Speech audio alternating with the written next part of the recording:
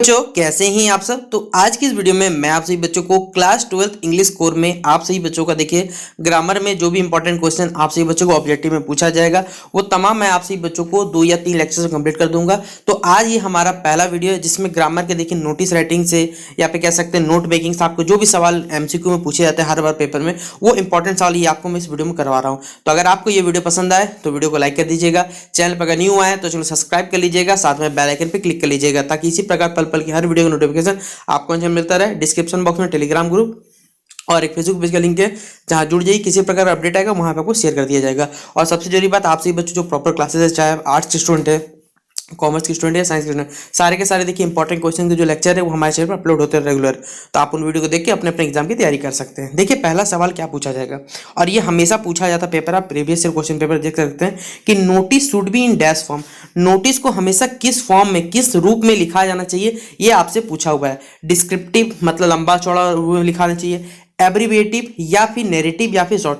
आप खुद बताइए, जरा सोचिए कि आप जो नोट्स लिखते हैं, ठीक है, नोटिस नहीं सॉरी नोट्स है हमारे पास, आप अपने कॉपी में नोट्स बनाते होंगे तो हमेशा क्या बड़ा चौड़ा करके लिखते नहीं, एब्रीविएशन क्या शॉर्ट रूप में लिखना चाहते हैं। शॉर्ट रूप में मतलब क्या, जैसे मान के चलते हैं आपको एटीपी का फॉर्म बोलेगा एडेनोसिन ट्राइफॉस्फेट, आप पूरा लिखिएगा नहीं, शॉर्ट में लिखते हैं। तो एक ये तरीका होता है, एक होता है हमारे पास नैरेटिव में लिखना, एक होता है शॉर्ट में। तो नोट्स जो आप बनाते हैं कॉपी में या फिर अगर अपने फोन में नोट्स का जो फोल्डर होगा उसमें जो नोट्स लिखते हैं वो हमेशा क्या लिखते हैं, शॉर्ट में जिस तरह आपके दिमाग में डिकोड कर सके उस लेटर को क्या कर सकते हैं। इसलिए इसका सही उत्तर हो जाएगा ऑप्शन नंबर 4 शॉर्ट, इसका राइट आंसर हो जाएगा। अगला है आपसे बच्चों को नोट्स जो बनाने चाहिए वो हमें सीक्वेंशियल, एक सही तरीके से अरेंज होने चाहिए। सेंसिबल मतलब उससे आपका मतलब क्लियर हो, आप इस प्रकार लिखिए ताकि वो एक एलिजिबल लगे या फिर क्लियर लगे, उस नोट से जो सामने वाला पढ़ेगा उसको क्लियर समझ पाए, या फिर ये सारे के सारे जो कथन है यहाँ पर सही दिए गए। आप खुद बताइए, अगर आप अपने कॉपी के नोट्स की शेयर करिएगा, अगर सामने अगर आप उसे चैप्टर 1 चैप्टर 2 से सजा के नहीं लिखिएगा, क्या समझ में आएगा, किसी को नहीं समझ में आएगा।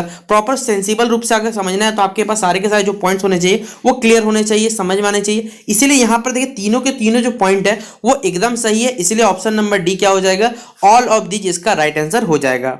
अगला हमारे पास in note making we should avoid. और देखिए ये वाला एकदम वीवीआई कर लीजिए आप, ये सवाल पेपर में आया हुआ सवाल आप जगह चेक कर लीजिएगा। नोट मेकिंग में हम लोग देखिए किसको अवॉइड करते हैं, कीवर्ड्स को अवॉइड किया जाता है, या फिर टाइटल को, या फिर लॉन्ग सेंटेंसेस को, या फिर एब्रीविएशन में। आप जब भी नोट मेकिंग करिएगा ना तो नोट में कीवर्ड तो इंपॉर्टेंट पार्ट है, टाइटल भी आप लगा सकते हैं, एब्रीविएशन का इस्तेमाल, लेकिन नोट मेकिंग हमेशा शॉर्ट सेंटेंसेस होता है ना कि लॉन्ग सेंटेंस में। इसलिए ऑप्शन नंबर सी हम लोग किसको अवॉइड करते हैं, तो लॉन्ग सेंटेंसेस को हम लोग इसमें अवॉइड करते हैं। इसलिए ऑप्शन नंबर सी क्या हो जाएगा, इसका राइट आंसर हो जाएगा। अगला सवाल है in note making notes are not written in. Notes किसमें लिखे नहीं जाते आपसे पूछा हुआ। देखिए पेपर में जब भी सवाल आएगा बच्चों याद रखिएगा, देख लीजिएगा कि लास्ट में नॉट रूट तो नहीं लगा हुआ है, वरना वो आपका क्वेश्चन गलत करवा देगा। यहां बोला गया नोट मेकिंग क्या नहीं लिखा जाता आपको, फ्रेजेस, आइटम्स, सेंटेंसेस या फिर पॉइंट्स, आप किसको नहीं लिखते हैं ये आपको बताना है। तो जब भी हम लोग नोट मेकिंग जो करते हैं उसमें क्या नहीं रखते ये बताना है, तो हम लोग लिखते हैं कि इसमें नोट्स को कभी भी क्या लिखते हैं, सेंटेंस के रूप में लिखते हैं, उसे शॉर्ट में लिखते हैं। किस रूप में लिखते हैं तो याद रखिएगा हम इसे फ्रेज के रूप में लिखते हैं। अगर ये सवाल आएगा कि in note making notes are written in, तो फ्रेजेस हो जाएगा, लेकिन नॉट पूछा गया तो आप यहां पर क्या टिक करिएगा, सेंटेंसेस, इसका सही उत्तर हो जाएगा। अगला सवाल है, अच्छा देखिए यही सवाल अगला हमसे पूछ लिया गया कि नोट मेकिंग में जो नोट्स हम लोग बनाते हैं वो किस रूप में बनाते हैं, तो फ्रेज के रूप में हम लोग क्या करते हैं, बनाते हैं। इसलिए ऑप्शन नंबर क्या हो जाएगा, बी नंबर, इसका सही उत्तर हो जाएगा फ्रेज। अगला सवाल है, देखिए आपसे बच्चों से पूछा हुआ यहाँ पर कि लेटर्स रिटर्न टू रिलेटिव्स और फ्रेंड। देखिए हमारे पास दो प्रकार के पत्र होते हैं, एक होता है फॉर्मल, एक होता है इनफॉर्मल। एप्लीकेशन तो स्कूल के जब भी आप रिगार्डिंग लिखते हो वो एप्लीकेशन के अंतर्गत आता है। ऑफिशियल लेटर होता है जब आप किसी कह सकते हैं किसी बड़े अधिकारी हो गया किसी, तो उसको ऑफिशियल लेटर कह सकते हैं। फॉर्मल और एक होता है हमारे पे इनफॉर्मल। फॉर्मल मतलब अधिकारी जो पत्र तो लिखते हैं वो हमारे पे फॉर्मल में काउंट होता है। जब किसी रिलेटिव लेटर लिखते हैं ना उसको आप इनफॉर्मल लेटर कहते हैं, जिसे अनौपचारिक भी कहा जाता है। तो फॉर्मल, औपचारिक, इनफॉर्मल, अनौपचारिक। तो आप अपने दोस्त को लिखिएगा तो क्या उसमें सुसज्जित ढंग से होना चाहिए, नहीं, इसलिए ये काउंट होता है हमारे पास इनफॉर्मल लेटर में काउंट होता है। तो दोस्त को लिखिएगा, रिलेटिव को लिखिएगा, सगे संबंधी को लिखिएगा, वो इनफॉर्मल। लेकिन को अधिकारी को लिखना है आपसे बच्चों को, तो ये 6 का क्या हो जाएगा, बी नंबर, इसका राइट आंसर हो जाएगा। देखिए अगला सवाल आपसे पूछा गया कि आप फॉर्मल लेटर यानी कि आप किसी अधिकारी को पत्र लिख रहे हैं, should have to be desired effect on the, यहाँ पर देखिए एक वर्ड छुटा हुआ है एन और टी, रेसिपिएंट, यानी आप जिनको लेटर लिख रहे हैं उस पर कोई इफेक्ट पड़ना चाहिए। इसके लिए क्या क्या आपको देखिए ऑप्शन दिया गया है।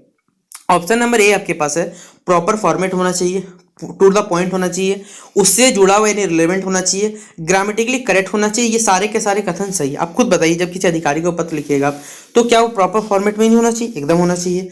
टू द पॉइंट होना चाहिए, रिलेवेंट होना चाहिए, ग्रामेटिकली करेक्ट होना चाहिए, एकदम सही है। इसलिए ऑप्शन नंबर डी क्या हो जाएगा? इसका राइट आंसर हो जाएगा। अगला हमारे पास, in the letter writing replying to inquiries comes under the category of. देखिए, आप जब लेटर राइटिंग करते हैं, जब किसी इंक्वायरी का जब आपके पास रिप्लाई आता है, वो किस कैटेगरी के अंतर्गत आता है आपको ये बताना है, ठीक है। आप खुद बताइए, ये ऑफिशियल लेटर होगा, लेटेस्ट टू द एडिटर के अंतर्गत आएगा, बिजनेस लेटर होगा या इनफॉर्मल होगा? देखिए, इनफॉर्मल तो होगा नहीं। जब आप किसी इंक्वायरी करिएगा तो या तो फॉर्मल में काउंट होगा, लेकिन क्या ये ऑफिशियल लेटर होगा? आप जब इंक्वायरी करिएगा तो ऑफिशियली बात है, हो सकता है ऑफिशियल लेटर गवर्नमेंट के तो नहीं आ सकता पर्पस, लेकिन ये बिजनेस लेटर होने का बहुत ज़्यादा चांसेस है। इसलिए ऑप्शन नंबर क्या हो जाएगा? बिजनेस लेटर इसका सही आंसर हो जाएगा। फिर अगला हमारे पास, लेटर टू द, यहाँ पे देखिए कुछ वर्ड सख्त मुझसे छूटा हुआ है। अच्छा, यहाँ पर ये डैश छूटा हुआ है। Letter to the dash comes under formal letter.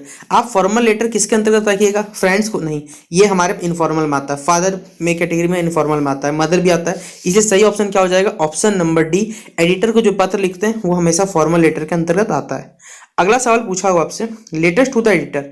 और जो हम लोग एडिटर लेटर लिखते हैं, आप बताइए किसके लिखा जाता है? एडिटर किसका होता है? पहले आपसे ये पूछा गया, आप बताइए किसका होगा एडिटर? न्यूज़पेपर का, या फिर कह सकते हैं स्कूल का, क्लब का, कॉलेज का या क्लब का? किसको एडिटर किसका होता है? न्यूज़पेपर का होता है। इसलिए ऑप्शन नंबर ए क्या हो जाएगा? इसका सही उत्तर हो जाएगा। अगला सवाल देखिए, आपसे पूछा हुआ है कि which of the following is not a component of letter to the editor. जब हम किसी एडिटर को लेटर लिखते हैं तो कौन सा पार्ट नहीं होता, हमें ये बताना है। देखिए, टाइटल, सैल्यूटेशन, डेट या सिग्नेचर। देखिए, टाइटल तो आपको चाहिए, बेसिकली किस वजह से लिख रहे हैं आपको लिखना पड़ेगा। सैल्यूटेशन में होना चाहिए, डेट में, लेकिन सिग्नेचर वो आपका कंपल्सरी एलिमेंट नहीं होता। इसलिए ऑप्शन नंबर डी क्या हो जाएगा? इसका सही उत्तर हो जाएगा।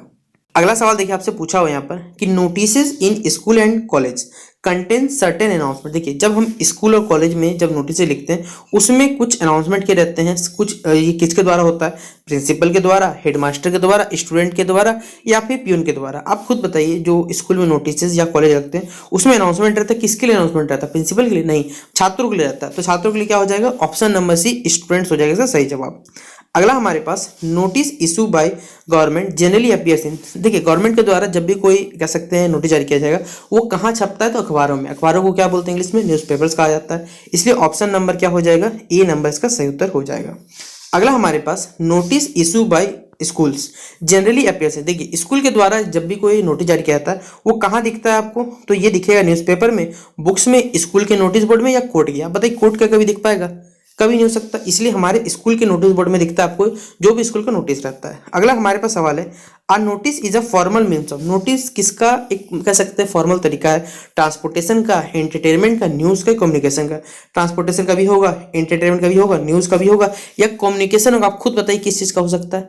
तो नोटिस आपको कम्युनिकेशन का क्या होता है? संचार का एक तरीका होता है कि सभी लोगों के पास देखिए प्रॉपर इन्फॉर्मेशन पहुंच सके। तो नोटिस का ये कुछ सवाल आपका खत्म होता है आज के इस वीडियो में। 15 इंपॉर्टेंट क्वेश्चन मैंने आपसे बच्चों नोटिस का, लेटर का, समरी राइटिंग या नोट मेकिंग, ये सब कह सकते हैं, उसका इंपॉर्टेंट क्वेश्चन करवा दिया। बाकी नेक्स्ट वीडियो में आप सही बच्चों जो बच गए क्वेश्चन वो मैं कवर करने की कोशिश करूंगा। तो चलिए मिलते हैं वीडियो पे। वीडियो कैसा लगा जरूर बताइएगा। तब तक के लिए जय हिंद, जय भारत।